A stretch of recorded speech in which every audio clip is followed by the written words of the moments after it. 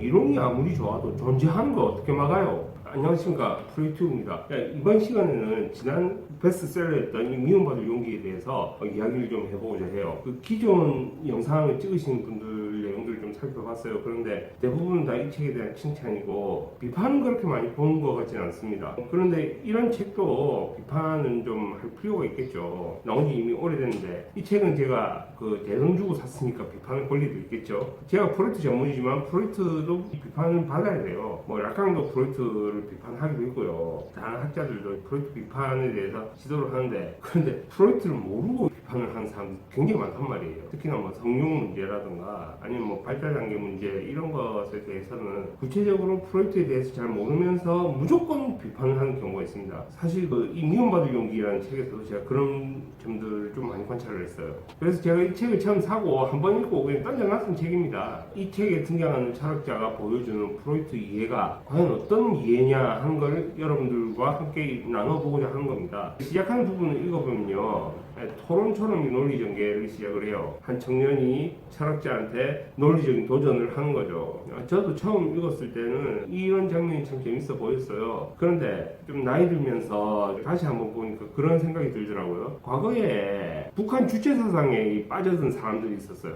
청년들이요. 그 사람들이 이런 식으로 빠져들었다고 얘기를 들었거든요. 뭐 북한의 주체 사상이 말이 되냐 하면서 내가 논박하겠다고 덤볐다가 거기에 확 깨져가지고 주체 사상에 홀려버리는 뭐 그런 상태가 됐다 하더라고요. 일종의 이데올로기 주입이나 뭐 그런 것도 있지만 중요한 것은 바라보는 시각이나 프레임 자체가 바뀌어버린다. 이게 좀 문제가 될 거예요. 저는 이 미움받을 용기라는 책을 이런 점에 있어서 자기 개발서로 보고 있거든요. 다른 분들은 이 책이 그냥 자기 개발서가 아니다라고 주장하실 수는 있어요. 그렇게 칭찬하는 영상도 있거든요. 근데 여기서요, 그 자기개발서가 왜 비판받아야만 하는지에 대해서 이야기를 잠깐 하고 넘어가죠. 자기개발서의 내용 자체는 우리가 그렇게 비판할 게 없어요. 아니, 내용 다 맞는 말이에요. 그런데 이런 자기개발서 같은 게요, 정신분석 학자들도 그런 이야기 하는데 이 책에 약간 최면 효과를 일으키는 게 있어요. 이 최면 효과를 일으키다 보니까 프레임의 제한이 발생하게 돼요. 현재 자기 자신이 가지고 있는 지식을 가지고 세상에서 일어나는 일을 충분히 수용하고 받아들일 수 있게 바꿔버린다는 겁니다. 거기다가 또 중요한 것은요,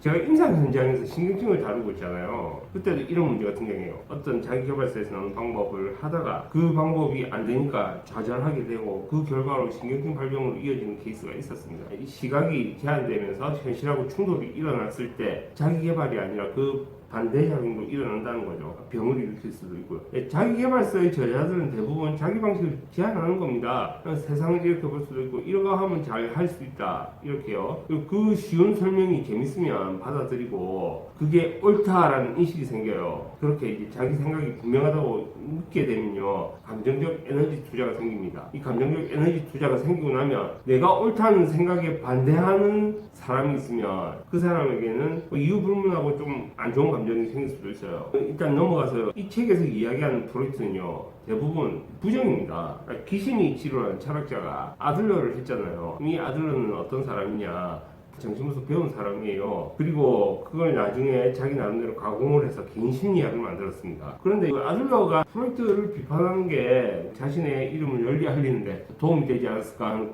그런 생각도 들어요. 아들러가 사실 그렇게까지 그 정신분석에서 자주 언급되는 사람은 아니거든요. 프로이트는 융은 자주 언급을 해요. 프로이트의 그 논문 같은 걸 봐도요, 융의 주장에 대한 뭐 반박도 있고요.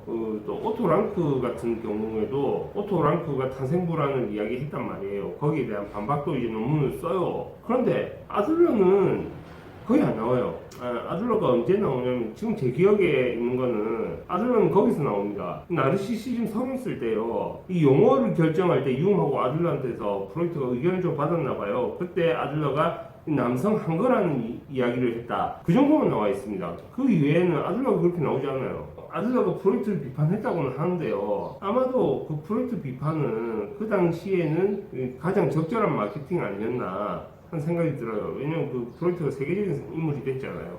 그럼 우선은 이 아들러가 트라우마를 부정했다고 하잖아요. 이것을 좀 생각해 봅시다. 그런데 이 책을 쓴 저자들이요, 이 트라우마에 대해서 알고 썼는지는 좀 의문이에요. 자, 과거의 기억을 떠올릴 용기가 없어서 못 떠올린다. 그래서 용기가 있으면 트라우마가 없다, 이런 이야기를 하는 거예요. 아들러가 이 트라우마에 대해서 모르고 이런 이야기를 했을 거라고 생각하지 않습니다. 저는. 자, 그럼 정신분석에서 트라우마는 어떻게 생각을 할까요? 예, 프로이트는 모든 인간에게 정신의 자극 보호대를 설정을 해요. 그리고 트라우마라는 건 이 자극 보호대를 뚫고 들어오는 사건을 두고 이야기를 하는 겁니다. 그런데 이 이전에요, 트라우마가 발생하기 위한 전제 조건이 있어요. 우리는 다들 이 불안함을 느끼잖아요. 이 불안이 있기 때문에 우리가 뭔가가 다가오거나 접근할 때 미리 대비를 할 수가 있단 말이에요. 이 불안 신호가 있기 때문에. 그런데 이 신호가 있는데 어느 정도 뭐 깜짝 놀라는 사건이 있어서 스스로가 방어를 할 수가 있어요. 그런데 이 불안을 느끼기도 전에, 방어를 취하기도 전에 확 덮쳐오는 거란 말이에요. 그럼 이때 정신의 자극 보호대가 깨져서 들어오는 거란 말입니다. 그래서 트라우마를 외상으로 번역을 해요. 그리고 이 당시에는 2차 세계대전 지나고 나면서도 뭐 전쟁신경증 같은 문제가 있었죠. 다른 학자들이 트라우마를 해설하기보다 트라우마의 전제 조건들이 있는데 그런 건 지금 싹 다 빠졌다는 겁니다. 그냥 막연하게 트라우마라는 한 단어 가지고 옥신각신 할 필요가 없고, 트라우마가 일어나는 전제 조건이 있는데 그것 자체를 완전히 무시해버린 게 아들러 이 말이라는 거예요. 이런 비유를 해도 될 거예요. 우리가 어디 넘어져서 뭐 물 가지고 하면 피 나잖아요. 이걸 두고 우리는 외상이라고 그러죠. 마치 이렇게 상처를 입은 것처럼 외부 사건의 충격이 정신의 자극 보호대를 뚫고 들어와서 상처를 남긴 겁니다. 이걸 두고 단순히 용기가 없다고 설명하는 건 다리가 부러졌는데 빨간 약 바르면 다 나았다, 이거하고 똑같은 거예요. 그러면 실제 외상 상황에 대해서 생각을 해봅시다. 그 유명한 세월호 사건이 있죠. 그 사건은 정말 예측하지도 준비하지도 못했던 그런 사건이라고 생각을 해요. 그럼 그 사건에서 트라우마가 생긴 사람이 있을 거란 말이에요. 유명하신 분 있죠. 그 파란바지 의인이신가? 그분이 좀 여기에 시달리신 것 같은데 애를 구하다가 미처 다 못 구해가지고 그게 트라우마로 남은 것 같더라고요. 그래서 그 당시의 기억을 떠올리고 싶지 않은 거예요. 왜냐면 그 상황을 떠올리면 내가 죽을 것 같으니까. 그 상황을 떠올려서 내가 죽을 것 같은데 이때 이 책에 철학자 같은 사람이 나와서 너 용기가 없어, 트라우마를 이야기할 용기가 없어, 이래버리는 거예요. 근데 그분이요, 트라우마를 떠올릴 용기가 없는 사람이 아닙니다. 법정에 가서 그 얘기 다 했어요. 그 얘기 다 했고, 그리고 뭐 법정에서도 그 얘기 하다가 자해해가지고 뭐 문제가 되고 했어요. 따라서 트라우마를 부정한다는 것 자체가 굉장히 억지스러운 거죠. 왜냐, 이 사람은 지금 책만 본 거예요. 실제 경험이 전무한 겁니다. 그러니까 이 상상력으로 이렇게 이야기를 하는 거예요. 아들러 임상도 제가 접해보지 못했거든요. 정신분석 공부한 지 오래됐는데 아들러 임상도 뭐 어떤 수준인지는 모르겠어요. 그리고 이 책에서 철학자가 프로이트의 이론을 설명한 데서 좀 많이 불쾌했습니다. 어떻게 불쾌했냐, 철학자는 과거가 현재를 결정한다는 말을 하죠. 네, 그리고 그걸 결정론이라고 합니다. 여기서 오해가 좀 심한데요. 이 철학자라는 사람이 말의 뜻을 모르는 거예요.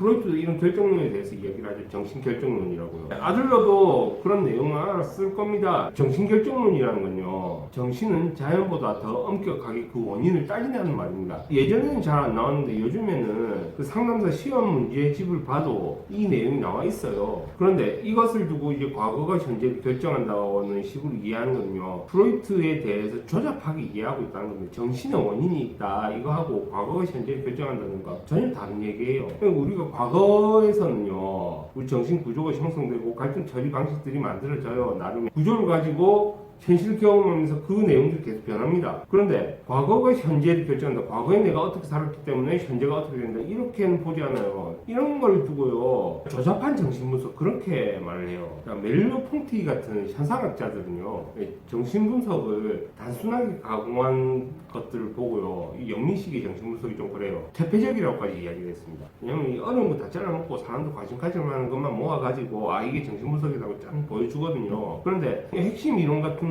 거 다 빠져있고 이러니까 임상에서 제대로 설명이 안 되는 거예요. 특히나 뭐 나르시시즘 같은 경우에도 좀 이상하게 알려져 있어요. 제가 2018년에 저 서울 철학 아카데미 가가지고 이 나르시시즘에 대해서 이제 뭐 초청 강연을 한 적이 있죠. 거기 교수님도 많으셨거든요. 나르시시즘에 대해서 이야기를 하고 정신장치 개념에 대해서 이야기를 하는 게 좀 어렵다는 반응도 있었고요. 그 프로이트의 정신장치 개념에 대해서 이게 정신분석의 맥락이 삭제되면서 일어난 일입니다. 과거가 어떻게 되어서 현재가 결정된다, 이 말은요, 프로이트가 아니라 존 듀이 같은 사람들한테 해야 되는 말이에요. 듀이는 그런 이야기 했죠. 나한테 애 하나 주면 그 애를 도둑으로도 만들 수 있고 법관으로도 만들 수 있다고, 이런 얘기까지 했잖아요. 지금까지 이야기한 것만 따져도요, 이 철학자는 프로이트는 몰라요. 혹은 정신분석을 완전히 무시하고 있다, 그렇게 볼 수도 있습니다. 흔히 알려져 있는 뉘앙스에 따라서 그걸 베이스로 해서 지금 답변을 하고 있는 거예요. 하긴 뭐 일본에서도 프로이트 독해는 그렇게 안 하고 있는 거 아닌가 하는 생각도 좀 들고요. 이 책이 드러내 보이는 태도 중에 불쾌한 내용도 하나가 있어요. 바로 정면공포증, 얼굴 빨개지는 거, 그거를 이제 고쳐줄 수 있다, 이렇게 주장을 하는 거예요. 상담가의 능력으로 너희 정신질환을 고쳐주겠다. 이 태도는요, 환상에 기반하고 있어요. 네, 의사 환상이라는 게 있거든요. 병이 있으면 가서 이제 의사처럼 고치겠다, 이런 거죠. 이런 태도가 그렇게 좋지는 않아요. 당장의 진정이 모든 치료를 대변하는 것 같은 그런 태도를 가지게 되거든요. 정신분석 치료는 또 이런 식도 아니고, 아들러 같은 상담 치료에서도 그런 것은 요구하지 않을 거예요. 차라리 그냥 체면 걸어서 고통을 잊게 해주는 이게 더 치료에 가깝다고 생각을 하는 겁니다. 저는 여기에 대해서는 좀 반대를 하거든요. 증상이라는 게요, 굉장히 단순해 보여요. 겉으로 보기엔 굉장히 단순해 보여서 그냥 저 행동 안 하면 안 돼, 그냥 화 안 내면 안 돼, 그냥 입 닫고 가만히 있으면 안 돼, 이렇게 이야기하고 넘어갈 수 있는 수준이 아닙니다. 굉장히 복잡한 메커니즘이 있어요. 특히 우리가 요새 층간소음 문제가 심각하잖아요. 소리에 예민해요. 근데 이 층간소음이 심해요. 그러면 뭐 항의를 하죠. 조금만 소리가 들려도 막 견딜 수가 없어. 그럼 이때 진짜 원인은 뭐냐? 층간소음이 아니에요. 층간소음 자체는 일시적으로 들리는 건데, 그 사람이 일상생활에서 소리로 인해서 축적된 그 무언가가 있다는 겁니다. 또 소리로 인해서 뭔가 축적될 때 이때는 초자 문제가 들어가요. 그러면 이 내용을 검토하기 위해서는 생활 전반을 다 들여다봐야 된다는 거예요. 이렇게 복잡한 내용이 있는데 이걸 너무 지금 단순하게 보고 있는 거예요. 이게 의사환상의 문제거든요.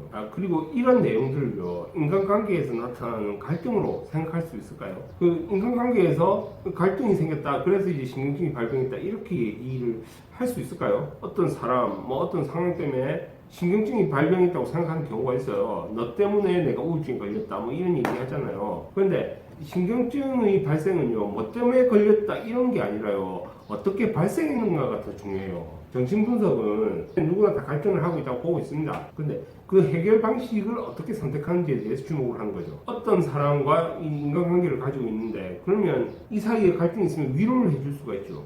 위로는 충분히 가능해요. 그런데 그것을 어떻게 풀어갈 것인지에 대해서는 탐구를 해야 됩니다. 하나하나씩 뭔가 바꿔가야 된다는 거죠. 우리 주변에요, 우울증에 시달린다는 사람들이 있을 거예요. 그리고 그분들 중에서는 자기가 뭐 때문에 우울증에 걸렸는지 원인을 안다고 생각하는 사람들이 있을 겁니다. 뭐 때문에 내가 이렇게 됐다고 생각하면요, 어떻게 내가 이렇게 됐는지는 무시를 해버려요. 원인은 그래서 안 밝혀집니다. 이건 제 임상 사례에서도 밝혀놓은 거예요. 임상 사례 중에 이게 엄마 때문이니까 엄마한테 내가 바라는 사과를 받을 수 있으면 나 괜찮아질 거야 라고 했는데, 엄마한테 바라는 사과를 받았어요. 근데 그 순간 공허해진 거예요. 진짜 원하는 그게 아니었다는 거죠. 어떻게가 중요한데 뭐 때문에라고 생각하니까 이거 완전히 속아 넘어가 버리는 겁니다. 그리고요, 제가 올린 영상하고 또 매치되는 게 계속 나와요. 자, 이 책에서 자해문제의 이야기예요. 여기서 철학자는 프로이트의 식의 설명으로 부모를 잘못 키워서 애가 자해한다, 이렇게 설명을 해요. 얼핏 들으면 맞는 말 같죠? 그리고 아들러식의 목적론을 이야기하는데 드러내지 않은 복수심이라고 이야기를 합니다.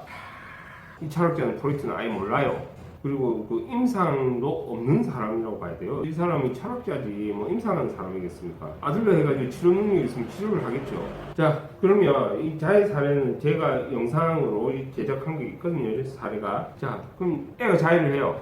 네, 그래서 이 부모가 잘못 키워서 그렇다, 그러니까 부모가 책임을 져야 된다. 야, 이게 프로이트의 관점일까요? 이게 프로이트의 관점이라면 실제 사례가 있어야 될 거 아니에요. 지금 이 사람은 이론만 이야기를 하는 거예요. 야, 이 말을 좋아할 사람들이 있어요. 자기 증상에 대해서 내 책임 없다 이렇게 주장하는 사람들이 있거든요. 나는 내가 잘못해서 병에 걸린 게 아니다, 이렇게 많은 사람들은 이 말 되게 좋아할 겁니다. 좀 인기를 얻고 싶으면 이런 말 하는 게 좋아요. 그 싶은 말 해주는 게 인기 끌기엔 더없이 좋죠. 자기 몸의 상처는 자해를 통해서 스트레스를 해소한다고 합니다. 이 말은 어디서 나오는지 모르겠는데, 복수심에 불타서 자해를 한다? 그럼 스트레스가 더 쌓일 겁니다. 스스로에게 복수를 한다, 이런 억지 논리는 진짜 그럴듯해 보이는데, 이게 맞으면 자해치료 쉽지, 자해치료 안 된다고 사람들이 고민할 이유가 없잖아요. 상담사들이 뭐 누구고. 근데 현실하고는 완전히 다른 거예요. 이 책에 이야기하는 프레임이 갇힌 이 말 맞죠? 프로이트가 만약에 자해하는 아이를 본다. 그러면 이런 생각을 먼저 할 겁니다. 이 사람은 주변 사람들을 굉장히 소중하게 생각하는데, 그래서 그만큼 사랑이 많은데, 그 때문에 이 공격성을 나타낼 수가 없어. 공격성이 뜨면 자기 자신을 공격하는 그런 상황이 같다고 그렇게 얘기를 할 거예요. 그게 자기 처벌이거든요. 자해에서 등장하는 자기 처벌 메커니즘이 그래요. 이게 프로이트의 관점입니다. 프로이트도 자기 처벌이라는 것을 많이 이야기를 했어요. 신경증에서 드물지도 않고요. 그러면 여기서 철학자는 프로이트를 모른다 수준으로 볼 수도 없어요. 이 영상을 최초로 보시는 사람들은요, 제가 무슨 자신감으로 이런 이야기를 하는지 궁금하실 거예요. 저는 치료 영상을 제작을 해놨거든요. 이론이 아무리 좋아도 존재하는 거 어떻게 막아요? 네, 자, 이 책에서는요, 프레임 자체를 제한해버리는 효과로 신경증 문제도 너무 단순하게 만들어버렸어요. 신경증이 얼마나 지적 메커니즘을 가지고 있는지 무시하는 효과를 보일 수 있는 겁니다. 이 책에서 말하는 거 이런 거예요. 강박사고에 시달린 사람한테 그거 그냥 무시하면 되는 거 아니에요? 이렇게 이야기하는 거하고 같은 겁니다. 자, 아들러를 내세워가지고요, 용기 마케팅 해가지고 돈은 좀 벌었을지 몰라요. 대신에 이 책이 부추긴 건 프로이트에 대한 오해입니다. 그리고 이 책은 신경증 문제를 너무 단순화시켰어요. 치료가 어려운 것도 치료가 쉽다는 식으로 착각하게 만든 거예요. 이제 영상을 마무리하려고 합니다. 사실 이 책에서 할 이야기가 더 있어요. 웨디푸스 컴플렉스 같은 것도 이제 오해가 너무 심하고요. 하지만 다음 기회에 이야기하도록 하고요. 그럼 오늘 영상 여기까지 하도록 하겠습니다. 영상이 도움이 되셨다면 구독, 좋아요 부탁드립니다.